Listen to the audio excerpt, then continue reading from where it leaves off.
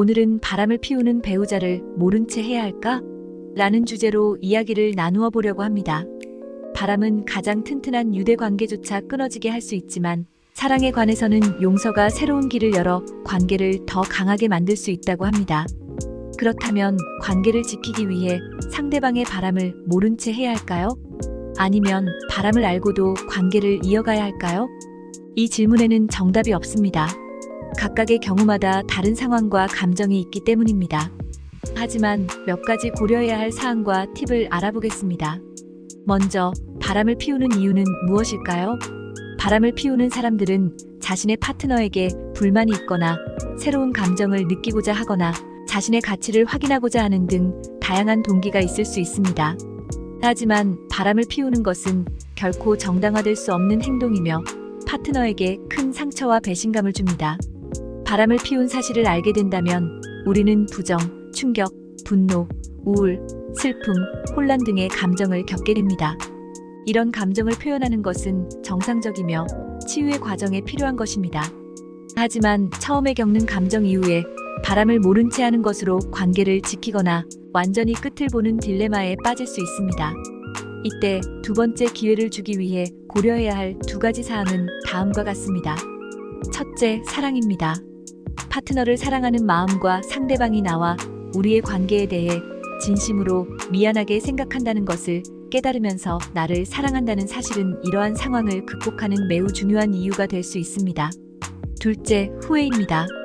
바람을 피운 사람은 자신의 행동에 대해 깊이 반성하고 파트너에게 사과하고 관계를 회복하기 위해 노력해야 합니다. 또한 바람을 피운 이유를 파악하고 그것을 바로잡기 위해 변화를 주어야 합니다.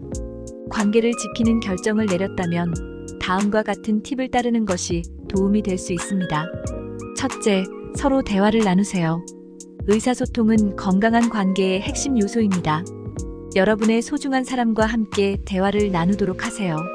유대관계에 대해 잘못된 점을 분석하고 이에 대해 이야기를 해보세요. 감정에 휘둘리지 않고 솔직하고 존중하는 태도로 대화를 하세요. 둘째, 각자의 시간을 보내세요. 서로에게 전념하는 시간에서 벗어나 휴식을 취하는 것은 결혼 생활을 지키는 것을 고려할 때 필요한 것이 될 수 있습니다. 각자 떨어져서 시간을 보내는 것은 관계에 문제가 있는 곳을 재평가하는 데 도움이 될 수 있습니다. 셋째, 바람을 극복하기 위해 변화를 주세요. 실컷 울었고 느낀 감정을 표현했고 상대방의 바람에 대한 생각을 이야기했지만 이제는 상처를 치유하고 앞으로 나아갈 때입니다. 파트너가 바람을 피운 이유에 따라 관계에서 필요한 변화를 주려고 노력해보세요. 예를 들어 서로에게 관심을 보이고 새로운 활동을 함께하고 성적인 관계를 개선하고 감정적인 연결을 강화하고 신뢰를 재건하고 용서를 실천하고 약속을 지키는 등의 방법이 있습니다. 넷째, 결혼 상담을 받아보세요.